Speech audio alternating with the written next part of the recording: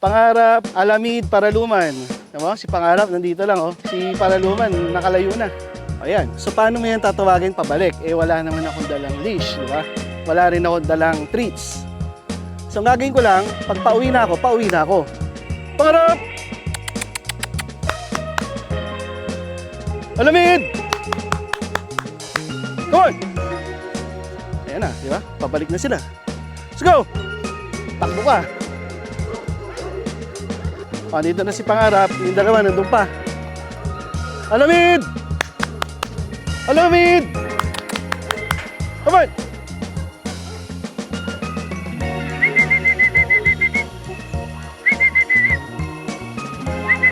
O yan, huwag kayong mag-worry na hindi babalik. O, di kayo, pasok!